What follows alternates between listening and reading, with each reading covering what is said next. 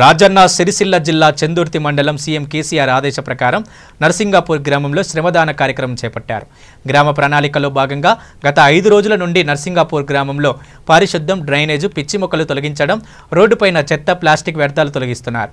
ఈ కార్యక్రమం సర్పంచి రాపల్లి గంగాధర్, ఉప సర్పంచి కాసారపు శ్రీనివాసరెడ్డి, వార్డు సభ్యులు ఆరెల్లి లక్ష్మీదేవరాజు, గ్రామ ప్రజలు పెద్ద ఎత్తున పాల్గొన్నారు. 30 రోజుల ప్రణాళిక కార్యక్రమంలో భాగంగా చందుర్తి మండలం నర్సింగపూర్ గ్రామంలో దాదాపు ఒక 70% పనులు పూర్తయినాయి. ఇక్కడ గ్రామ ప్రజలు అదేవిధంగా పాలకవర్గం పూర్తి స్థాయిలో సహకరిస్తున్నారు. దసరా వరకు ఇంకా పూర్తి పనులు కంప్లీట్ చేసి మన గ్రామంలో ఉన్నటువంటి ప్రజల్ని పూర్తి ఆరోగ్యవంతులుగా చేస్తామని హామీ ఇస్తున్నాం.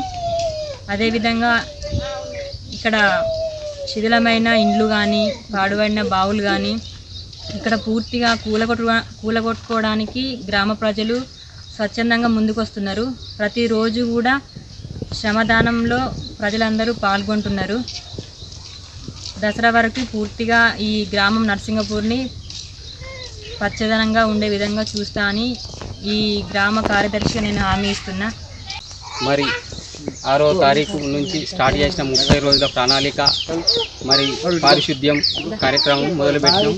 కాబట్టి ప్రతి వాడకట్టు, ప్రతి ఏరియా అన్నీ పరిశుభ్రంగా చేసుకుంటూ మరి శ్రమదానం కింద సాపియడం జరుగుతుంది. మరి ఇట్టి కార్యక్రమానికి ప్రజలు కూడా స్వచ్ఛందంగా పాల్గొని మరి ఈ కార్యక్రమానికి అందరూ కూడా స్వచ్ఛందంగా శ్రమదానం చేస్తారు. కాబట్టి ఈ 30 రోజుల్లో దసరా బతుకమ్మ పండుగ లోపు మరి మా ఊరిని పరిశుభ్రంగా ఉంచుకొని మరి ప్రజలను ఆరోగ్యవంతులుగా కాపాడుకునే బాధ్యత మరి మన అందరికీ గ్రామ పంచాయతీ తరఫున మరి పాలకవర్గానికి ప్లస్ సర్పంచ్ గారు, మరి మన కార్యదర్శి మేడం గారు, మిగతా వార్డు సభ్యులు అందరూ సహకరించి మరి ఊరును పరిశుభ్రంగా ఉంచుకుందామన్న 30 రోజుల ప్రణాళికలో మరి 100కి మనకు 75% ఈ పారిశుద్ధ్యం జరిగింది.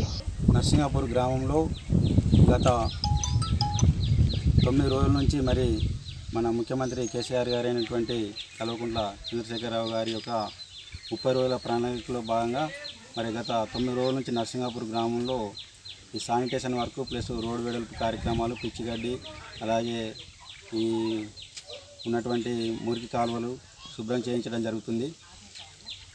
ఈ 30 రోజుల ప్రణాళిక అనేది చాలా వరకు గ్రామాలలో మంచి వర్క్ అనేది కనిపించడం జరుగుతుంది. మంచి శుభ్రత, రోడ్లు వెడల్పు నీట్గా అనేది కావడం జరుగుతుంది. మా యొక్క దీని యొక్క ఉద్దేశం ఏంటంటే ప్రజలు ఆరోగ్యవంతమైన జీవితాన్ని జీవించాలని చెప్పేసి కేసీఆర్ గారు మరి ఈ ప్రోగ్రాన్ని పెట్టడం జరిగింది.